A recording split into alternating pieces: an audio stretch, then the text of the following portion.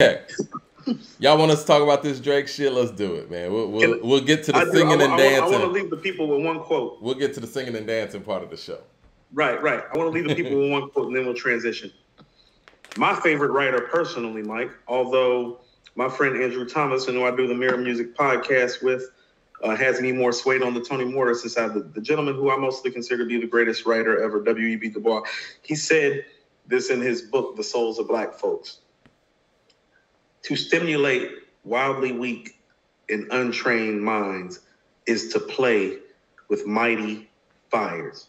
And sometimes when Kyrie speaks and behaves, it comes off as wildly weak and untrained, and the fire goes everywhere. And then we're supposed to put it out for him. And it's like, no, brother, step your game up and let's go.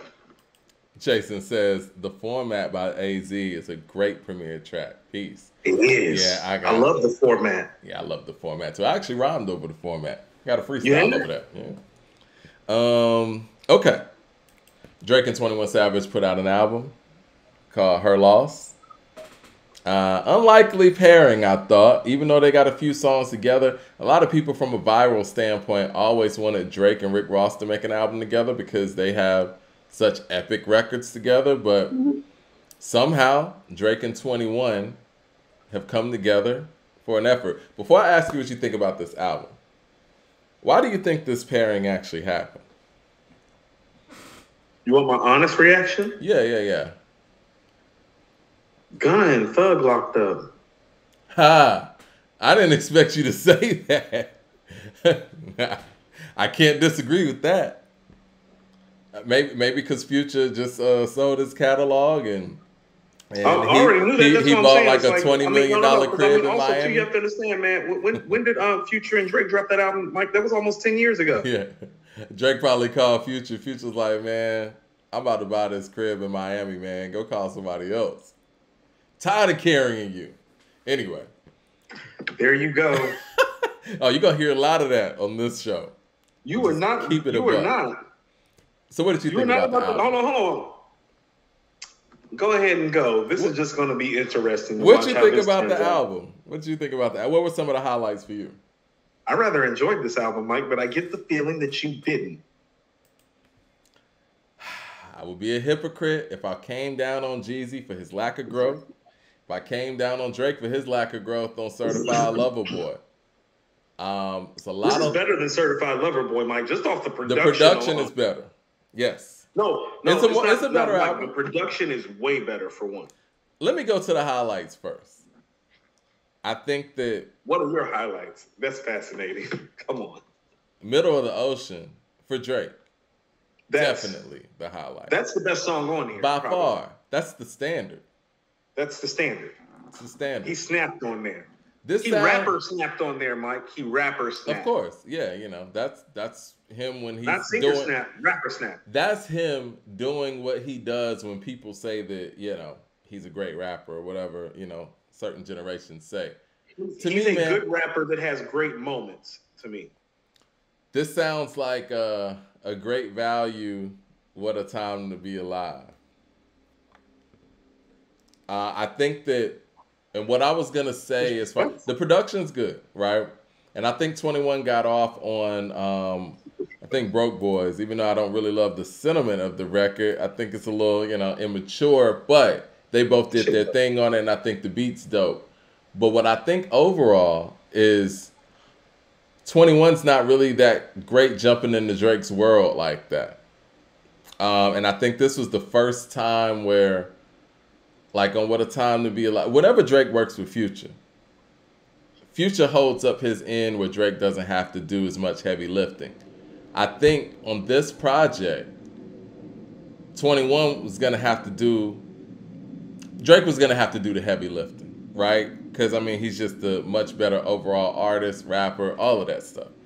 And he was also out of his comfort zone a lot of the time, 21 was, because, he's more into some of the hardcore stuff, not really the girl records and things like that.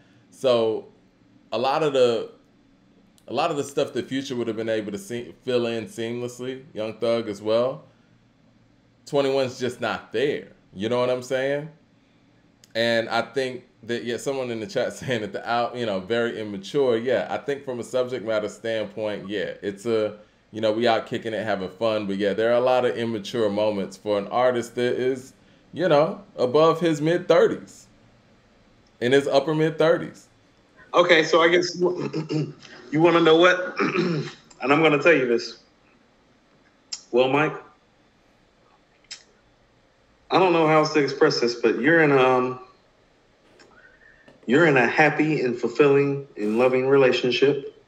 I seen that. I was just at Mike's house. If anybody wants to post on Instagram, me and Mike were actually in Mike's house together at a Halloween party. There are pictures of me and Mike next to each other. I was high as hell, man. I'm so embarrassed, man. I was a terrible host. It was great. It was epic. You don't get high, so the fact that you took some CBD gummies and got high, I thought was glorious. But I noticed something when I was in your house, Mike. You're in a very happy, loving home, very fulfilling situation with a woman who obviously loves you and adores you and vice versa. And that is so great. Mike, shit fucked up over here. I love this album. It's so ratchet. It's so toxic. It's perfect for my single ass and my morning ass right now. All right? Because quite frankly, you know what I'm saying? There's a piece of me that misses my ex. You know what I'm saying? And this is the perfect album for a single guy going through a toxic ass breakup phase. That's what I mean. So some of this is perspective, because I had a feeling you were going to have this perspective. And I'm like, that's because this nigga Mike is happy and has found a good woman. I'm like, this nigga's not going to like this. He's happy. You have a good woman at home. I don't. This shit sounds great. Jay Short says, for old heads, what is the 90s version of 21 Savage? I'm going to have to think on that. Well, all right, so you like the album. There was a big viral moment on him going... It's mood music, Mike. First of all, it's Drake and 21. So my expectations is that I want to ride to this shit. And quite frankly, I want to hear this shit be as toxic. I am single. I miss my ex. Sounds toxic to me. Let's go. Okay. Well, what did you think about, some of the bars where Drake was going at people? Here's one right here, man. I love it. No, I love it. That's what I mean. I loved it. Don't you love the fact that it's oh no. Well, here's the one at Megan. The one that, Megan went crazy on not Instagram, on Twitter. I think it might have been Instagram too, about. He says, this bitch lied about getting shot, but she's still a stallion. Shorty says she graduated. She ain't learned enough. Play your album track 1. Hey, I heard enough. I think it's great. You think it's great? You don't think it's great? I don't understand the going at Megan. I don't understand the going at Megan thing. That's his wordplay. I think it was kind of out of bounds. Here's what I think. I think he's flexing how big he is. He's like, yeah, I'm big enough to talk shit about damn near anybody. Because everybody's talking about the Meg shot. I'm like, why is nobody paying attention to the Kendrick shot on Privileged Rappers? Who do y'all think Privileged Rappers is about? Ooh, where's the Kendrick shot? You got that in your notes? Mike, hold on one second. Hold on one second. Oh, don't play no music. We don't want to get no flags. No flags. Oh, the shit that he says on the hook, Mike, where he's talking about your shit taking forever and making an excuse, that whole shit. Hold on. Let me go to what Megan said while he's getting that together. Megan was like, stop using my shooting for clout, bitch ass nigga. Since when the fuck is it cool to joke about women getting shot? You niggas, especially rap niggas, are lame. Ready to boycott about shoes and clothes. But dog pile on a black woman when she say one of y'all homeboys abused her. What do you think? I'm listening. Do you think that, let's just put it this way. What does a rapper do when somebody comes at them in that way? Respond, right? Right. Do you think that it's beyond, and we talk about this when we talk about the dynamic between male MCs and female MCs, and a lot of female MCs don't want to be classified as female MCs. Should Megan have even tweeted this and just, got in the booth and just, went at it?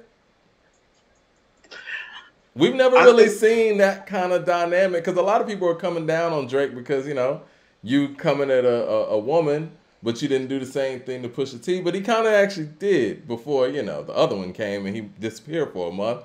But if we're all MCs here, is it all fair? What do you think about that?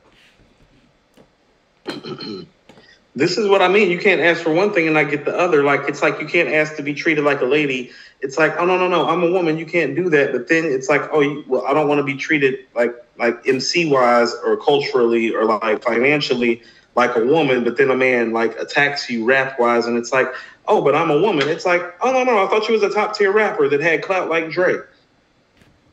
I think that's fair. And again, I see what people are saying on all sides, but we've never really seen, well, I guess we've seen Eminem go at women, but it's Eminem. That's a whole nother soapbox. But Mike, this is what it is. Hold on. Niggas be full of excuses, act like they taking their time. That's not a Kendrick shot. It is a Kendrick It's the chorus, shot. Mike. Listen to what he says. I hate a privileged rapper that ain't had a hit since he been signed. Niggas be full of excuses, acting like they taking their time. Who he talking about, Mike? He's talking about. I gotta get off this punk ass smoke detector again that I have like tried to disconnect. Mike, there's so many smoke detectors in this house. Ain't no fire extinguisher though. Go do your thing. Go do your thing. I want to ask the people, what was y'all favorite song on the album? Did y'all like the album? Do y'all think it's a mid or do you think it's great? Because it sounds like Coop is really loving this project. 36 Chambers says, after hearing Megan on the rap stuff recently, I honestly believe she could outspit him on the mic. What are your thoughts on that? Man with the super chat says, her loss sounds like Marvin's Room throughout, in my opinion. Thumbs down. To answer 36 Chambers, I don't think it's out of the realm of possibility. And I do think that if we're going to get rid of this female male rapper stigma, it may take somebody like a Megan who can spit to just say, man, fuck the Twitter shit. I'm going in on this dude. Because she is a mainstream MC. She has just about as much traction if we're talking about on the main. Let's just say this. If Megan put out a diss record on Drake based on this, they wouldn't call her a clout chaser. It would get all kind of circulation. Hold on. This is why I think it's a Kendrick diss, though. When he's saying, I hate a privileged rapper that ain't had a hit since he been signed. Mike, Good Kid, Mad City. What's the big hit on Good Kid, Mad City? Bitch Don't Kill My Vibe. And the record with him on it. Poetic Justice, right. Yeah. Shade. Niggas be full of excuses, acting like they taking... Who else could that be for, Mike? So when everybody's talking about the Megan bars and while we talking about Megan, I'm like, no, Mike, I be on some rap shit. It's like, those sound like Kendrick shots to me. Damn, the Megan shots. Don't nobody care about that. It's like, oh, no. This nigga just called out Kendrick. I hate a privileged rapper that ain't had a hit since he been signed. Niggas be full of excuses, acting like they taking their time. I think that's fair. And I think you're right. There's nobody else he's talking talking about. The Megan stuff, that's why I'm like, oh, y'all worried about the Megan stuff? And it's like, that's cute. He just called out Kendrick making this whack album and taking too long. Even Drake knows. It's like, even Drake is like, this album's not good. You took too long. You're making excuses. You ain't had a hit since you did a hit record with me. He talking shit, Mike. I love it. Mad Max with the super chat says, think the album highlights Drake is done. He doesn't have content, LOL. Name dropping like Game. And I'm for the toxic, but this was some simp level toxic. Ice Spice shots was whack. But he has some lines. Cool 7, giving it a 7 out of 10. Jay Short says, Drake is moving into Eminem troll territory. Yo, corny. I'm going to say this. Jay Short also says, yeah, Drake's moving into Eminem trolling territory. He said it twice.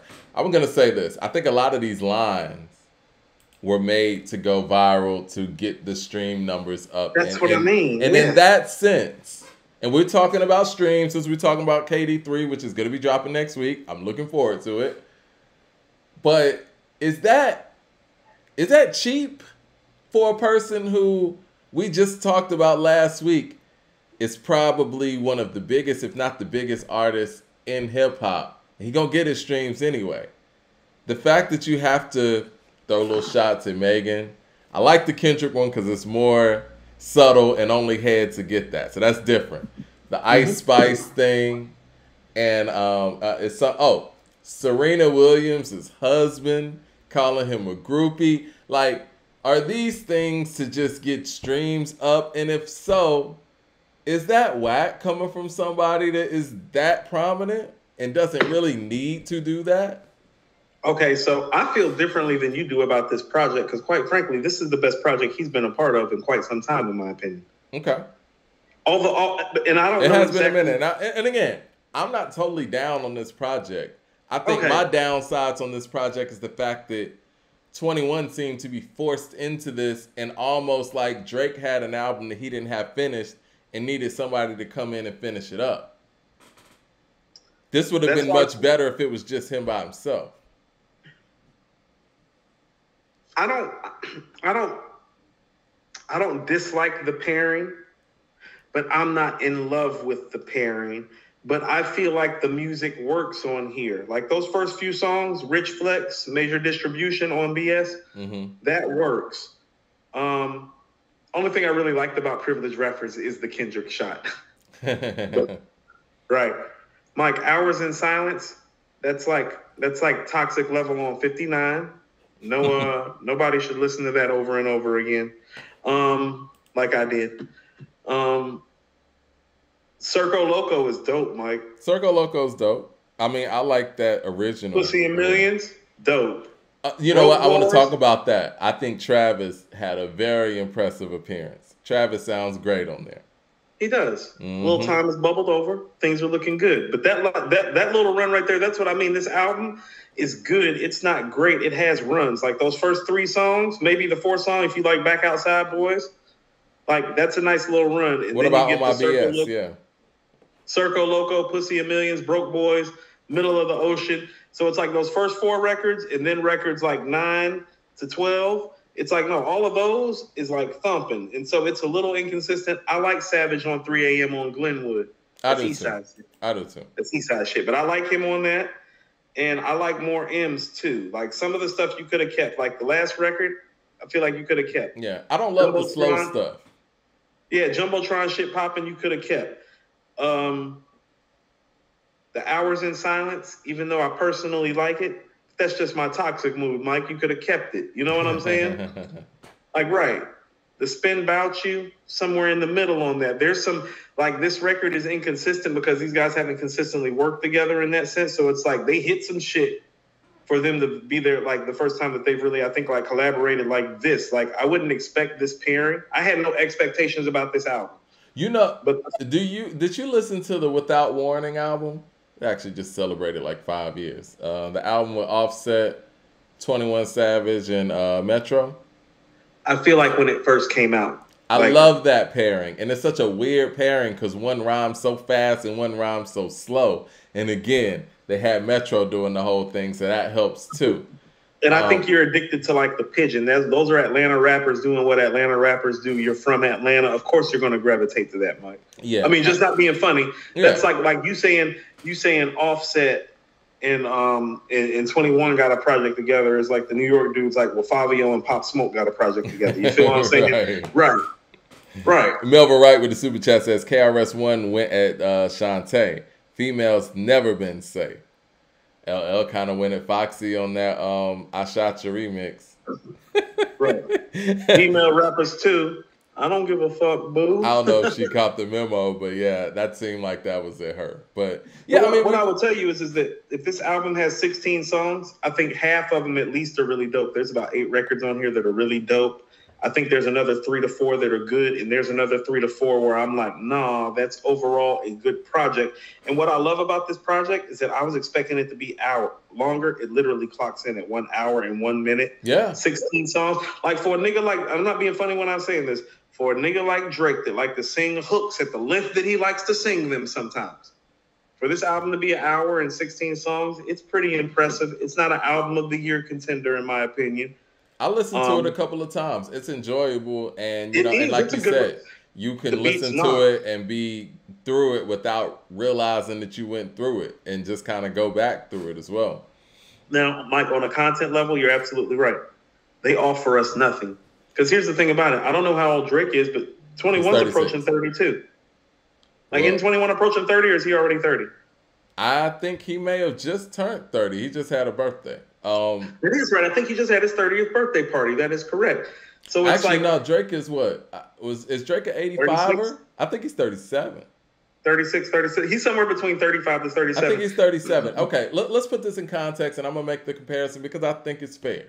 When Jay-Z was 37, he made American Gangster. He was making songs like The Rock Boys. Like, from a maturity standpoint, I think we gotta kind of start looking at that when you talk about all-time greatness, right? And we give Nas big props for Life is Good and those transitions. Same thing with Jay-Z when it comes to even some of the stuff that he did on Kingdom Come with 30's the New 20, things like that, and Lost Ones, and where he was going with American Gangster. Very mature.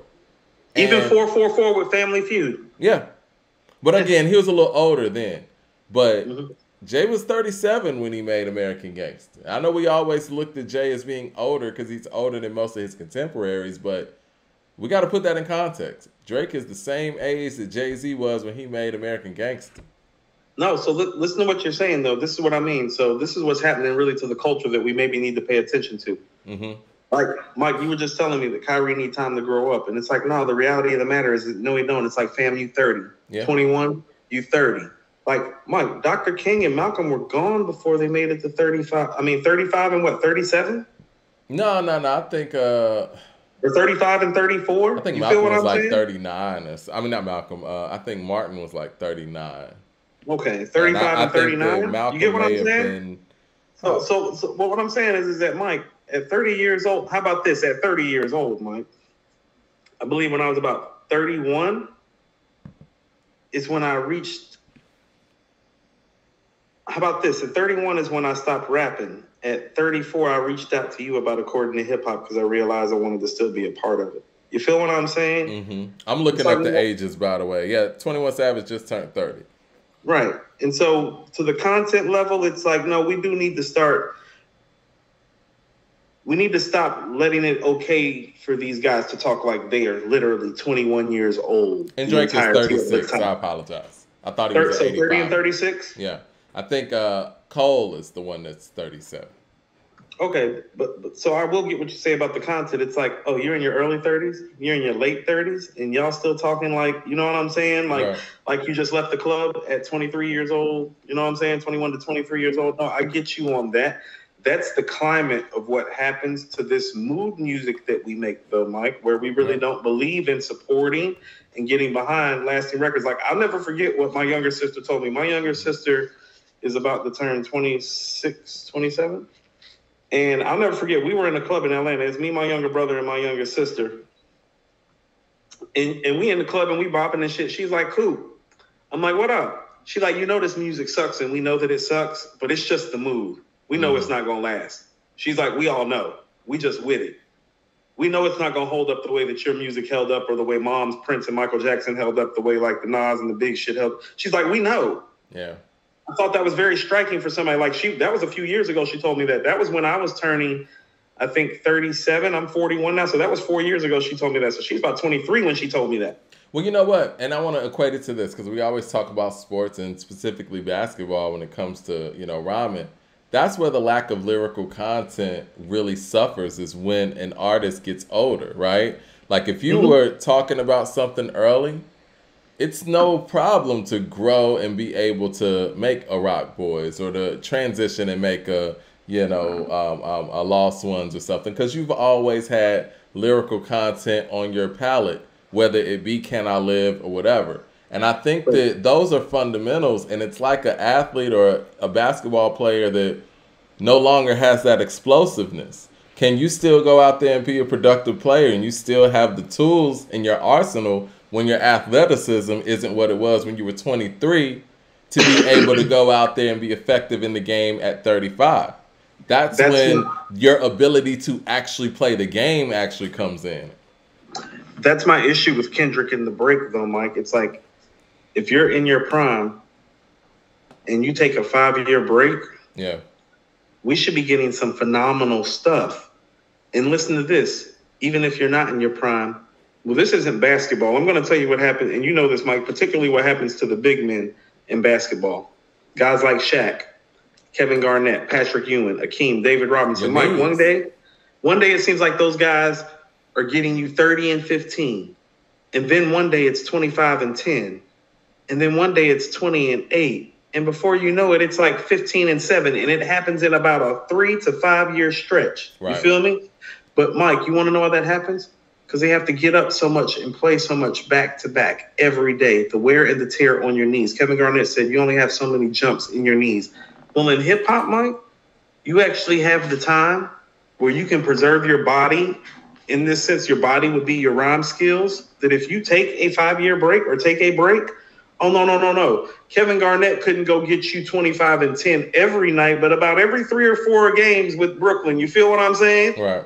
He could go get you something comparable to that. And it's like, as a rapper, when that's occurring, oh, no, you need to keep those tracks and still put those numbers on the board. And that's why I raised the issue of the quality of the music with Kendrick's album. I'm like, you in your prime, you took 5 years off. This is what you gave us? It's like you don't got no 25 and 10 songs. You don't have no 50-point games in here.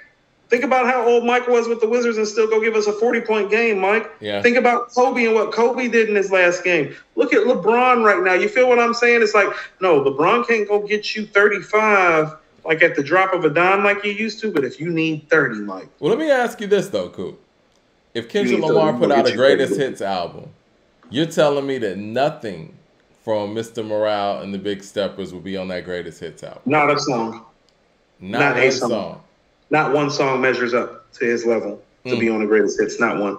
Mm-hmm. Brandon Sloan with the super chat. On there. Brandon, let me get this super chat. Brandon Sloan says, yes, Coop. Why nobody is talking about the Kenny sneak? Yeah. Thank you. The Kenny sneak is the thing to me because that's the MC that he's really talking about. Oh, talking about Serena, talking about Megan. Oh, that ain't nothing to a brother like me. It's like, it's like, are you talking about Kendrick? And he's never responded to Kendrick, it seems like. And this is That's what I mean. That's the interesting part to me. It seems like he's responding to Kendrick, and this is why I like it. It's like, oh, that's chess move stuff. Nick Miller says that Humble is K-Dot's biggest hit, not Poetic Justice. He's looking at Kendrick like, oh no, fam. I'm going to poke you and kick you while you down. Same way you did. It's real Jigga-ish. Right. It's like, hold on. It's like, are you down on your luck? Hold on. You just made Nostradamus? Okay. Hold on. Right. That's what I'm saying. He like, right. Kenny just made Nostradamus. You just made Nostradamus? Like, okay, I'm going in. I'm going in. That's a gap. That's an opening. You shouldn't have done that. Because here's the thing. They like you more than me because of the MC you are and because of the songs you make. Where those songs at, homie? Where them songs at? Jay Short says... And the fact that Drake is saying it, Mike. Drake is calling them out. I don't want to hear nothing else about me being a hater. Come to the floor. Jay Short says... Come to the floor and dance. Would love to see Ross, Nas, and Freddie do a project. That's an interesting pairing. I like that. Ross said he wanted to executive produce a Nas album. He said that before on record. Oh, man, everybody want a piece of Nas. We're going to get that KD3 next week, man. I'm looking forward to it. Mo Better Co says, Nas is almost in his 50s, giving us fire. Kendrick has no excuse. That's what I mean. You took a 5-year break. It's like, Mike, look at it like this. It's like 5 years off, Mike. There's 360 days in a year. We're talking about this man had about 1,800 days. You couldn't give us 10 to 15 dope records? Stop that. You had 1,800 days, Mike. Think about that. You had 1,800 days. They're saying that... It's a lot of days, Mike. That's a bid. Do you think that the Hard Part 5... Do you think the Hard Part 5 is better than anything on Mr. Morale? Yes. Wow. Yes. Unequivocally. Like, without hesitation. We got spam in the room. Moderators, please help us out real quick. But what would you rate this album overall? And what are you looking at when it comes to this? I feel like it's a 4, but I don't know. We've been giving a lot of 4s this year. That's what I mean about it. Like, it don't... Is it better than the Jeezy? Yes. Okay. Production-wise, it's better than the Jeezy. Okay. Just off the production. Okay. Yes. Are we going to hold growth or lack thereof against, Drake? Or is it just Drake's lane to be that guy.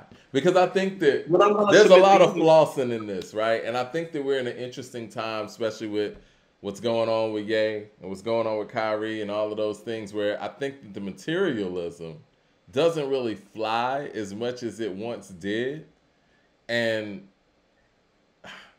because I don't know, when I was listening to some of these songs, I kept hearing Kanye's voice in my head from the Drink Champs interview. He was talking about, I fuck your bitch and this and that. You know what I mean? And there was a lot of that. No, okay, and you want to know it, and so we need to start asking ourselves certain questions, like you and I. I believe that when we rated Pusha T's album, we talked about how we felt like we were going to get more, and we got the same rhetoric, but the rhetoric was at an extremely high level, which is why we could still rate it so high. It's like, even though the rhetoric hasn't changed, the way he is able to reinvent and engineer and create these records, let the smoker shine, the money is the evil root, then let the smoker shine. No, that's on par with some of his best stuff. And so we can look at that album and not maybe love the growth, but still love the records, because we can hear him still in peak form. I don't think this album is Drake in peak form, but I think it's the best he's sounded in a while. You get what I'm saying? From a rapper standpoint, from the rap standpoint. Definitely. Oh, but from a rapper standpoint, Mike, I don't know if he sounded this good this past decade. Okay. He does in sound the last very, 2 years, I mean, Mike, when did 0 to 100 come out? What's that? When did 0 to 100 come out? That was 2014. That's the last time he sounded this good as a rapper, Mike. It's 2022 going into 2023. So it's been about 8, 9, 10 years since as a rapper he sounded this good.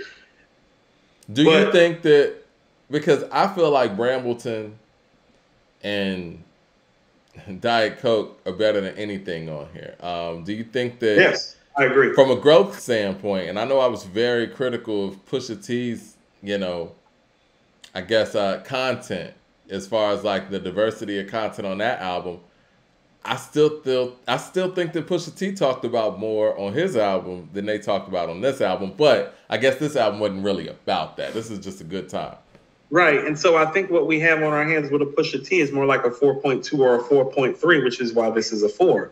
You see what I'm saying? Yeah. It's because even though Pusha T's content, even though he's not necessarily growing the way that we write, there are some angles and some views that are different. Brambleton, the track with no malice at the end. The way, and then when the rhetoric is the same, well, the way he flips it, Mike, Diet Coke, let the smoker shine, the Coop, neck and wrist. I can't even front. Neck and wrist has grown on me more now that it's actually died, and I can just enjoy the record inherently how it was meant to be enjoyed.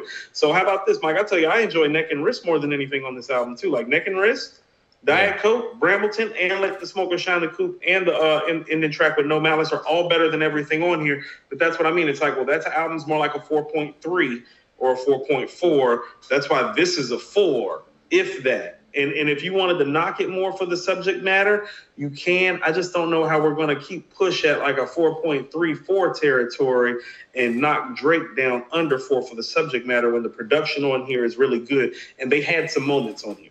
And I hate to keep harping on this individual artist, but we're talking about subject matter. You don't even hold Mr. Morale high for the subject matter and degree of difficulty on some of those records? Because from a content standpoint, I have to give Mr. Morale a 10. No. It's a beautiful play, Mike. It's a beautiful play that it just doesn't fit, Mike. It just don't make sense. Like I don't care what people say. It's like when you have to explain. What was the super chat earlier about how Malcolm and Martin didn't have to explain themselves? Right. Because it was just kind of like clear. It was there, it was clear cut, and it was clean. Well, it's like, when you're trying to push the boundaries of what hip hop should be, I understand that and I can respect that. But stop talking about this shit like it's a Clemini or It Takes a Nation of Millions. Like shit that really pushes the boundaries or the low end theory. No, I don't think you understand people are talking about it that way. Well, that doesn't make Like, it. it's not the low end theory or Aquemini or it's not pushing the boundaries of anything like that. I keep trying to tell y'all, it's him dealing with his issues, thinking that y'all are about to tag along because he thinks too much of himself because he really feels like he's king. Literally songs, King Kunta. Right. Yeah. He been on this shit. He been feeling deified, and he really thought that everybody was about to follow him down this dark hole of therapy and nuance and self-help and reflection. And it's like, no, nigga, I'm gonna tell you, like Chris the Glove said in our chat, we from Cali, we make shit for niggas to ride to. So hold on, should he be marginalized because he's from Cali? Now, I don't agree with Charlemagne saying that it's the most important hip hop album of all time or whatever. But that doesn't diminish the good work on it. And even though the mainstream may be overrating it a bit, I don't want to sit there and totally underrate it either because of that. Who pulling up on Crenshaw Slauson right now talking about something? I can't save everybody. Mad Max says, who's doing that really? Who's really doing that though? Mad Max with the super chat says, that's not true, Mike. Drake has always responded. Remember his I walk in godly form amongst the mortal men? That's a K-Dot shot. Maybe it's so subliminal because Drake is one of the kings of subliminals. I think him and Jigga Man, they got that sewed up. So maybe a lot of the Kendrick stuff is just gone over my head, just like this one you were talking about. Mad Max also says, this is why I have issue with Dot. He has been having this cold war with Drake, using Drake as promo to make him seem like the anti-pop rap guy, but never calls Drake out for a real dance like Pusha and Meek did. Mm-hmm. Oh yeah, Meek jumped all the way out the window, man. Meek was ready. Well, Meek wasn't ready, but he was ready to jump out the window until the record came. It didn't go well. The jump didn't go well. Oh man, you know what? I can't think of more of an underwhelming response to a diss record ever. And Drake hit you with 2. He hit him with the charged up and then came back, was like, I've been waiting 2 days, nigga, where you at? And then we waited maybe another week it was like 3 weeks. And then Funk Flex was pump faking with the record, like he had the record, never had the record. I think he had the record. And then when he heard it, it was like, I ain't playing this. And then when we finally heard it, it might be the weakest response that I can remember to a diss record that was like, that high profile. Jay Short with the super chat says, disappointing? My fault. What is the most disappointing response to a diss record ever? No, Meek's response. Okay. Because you know what? We know Meek for being a battle rapper in the streets of Philly. You understand how many people was like, yo, I can't wait when Meek pops up and crushes this nigga and destroys his whole career. It's like this nigga Drake stepped the Meek on some battle shit. Don't they know who Meek is from Philly and the battle rapping and what his rep is and da-da-da-da-da-da-da-da-da-da-da-da. I'm going to give you another underwhelming one. When Cam responded to Mace, the Oracle. I was expecting Cam to just burn Mace, but that didn't happen. Yeah. Jay Short with the super chat says, so does this restore Drake's status as a top dog? I don't think so. The streams are going to say that probably. You know what I'm saying? Like the streams are probably going to say that. I don't know what this reinstitutes or reinvigorates or reconstitutes, though. This is more of the same. This is more of the same, but it is done as well as he's done it in a while. Like, I don't know how else other people feel about Drake, but here's how I always felt about him outside of a couple of albums, as in, like, Take Care. And if you're reading this, it's almost too late. Like, outside of those 2 albums... If you're reading this, it's already too late.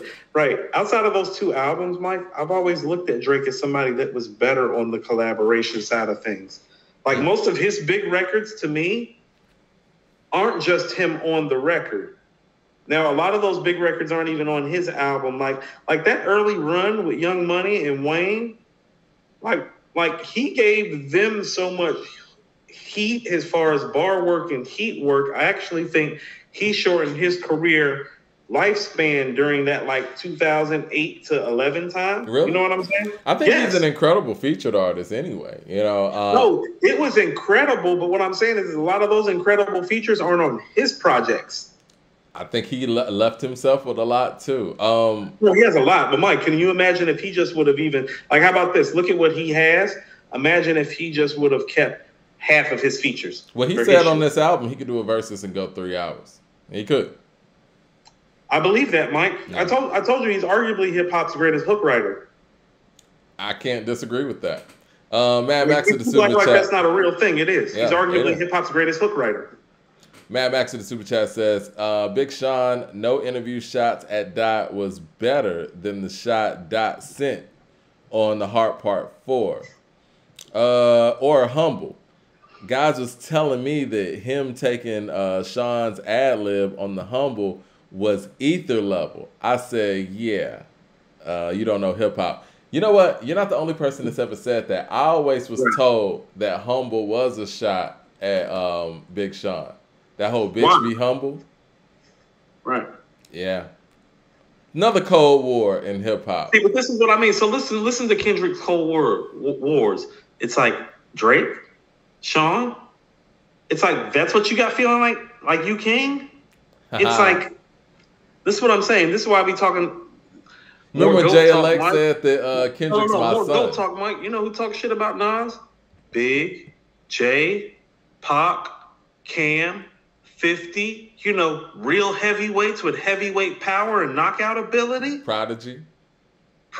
That's what I'm saying. So it's like, oh, Drake. Well, you remember when Jay Electronica called out Kendrick, was like, Kendrick's my son. And he'll tell you. I told you Jay Electronica has the best verse on Control. I'm tired of explaining that to people. Calling people out by name doesn't give you the better verse. Talking loud on record doesn't give you the better verse. Electronica has a fundamentally more sound lyrical verse on Control. Always has. Well, especially if you call people out and then you don't better on the deliver. Beat if you want to be honest about it too, vocally speaking. If you want to get technical. Well, also, if you call people out and don't deliver on it. You know what I mean? Like he said he was going to go out here and destroy people on the records. We thought we were about to hear an epic feature run where Kendrick is just dragging some of your favorite rappers. Never happened. Mo Better with the super chat says, why would K-Dot respond when he won't even respond to Lupe when Lupe was testing the waters with him? He doesn't want it with Lupe. I've said this about pretty much every MC out there, man. And you know how I love Yasin Bey. I remember when he went out there and tried to, quote unquote, throw a shot at Drake, talking about battle anybody. I don't care who you tell. And then Lupe said, well, okay, battle me. And then Yasin said, I don't have time to write battle raps. That happened. That happened. And people want to act like that didn't happen. We document this thing. That happened. No, he made that happen. I know Dumb It Down is going to think we're picking at the conscious community again, but that happened. Dumb It Down, you got to be on the Lupe side on this one. You know that happened. Jay Short said Eminem's response to Game was disappointing. Yeah, it's the worst response ever because, yeah, it's never going to happen. But I will say this. Kill Shot's kind of trash too, but whatever. And need I remind people, it is what? November 4th? 2022, we still haven't gotten a response to the Black Slim Shady. And you guys said that this guy ends careers. Nobody wants it with him. Blah, blah, blah. I guess that's no longer true, huh? I guess it never was true. Because even Mariah Carey responded. But anyway, what are we going to do? We're going to rate this a 4? Tentatively for right now. I mean, one thing that I think that we always do, like, you know, is that we always circle back around if something's not right.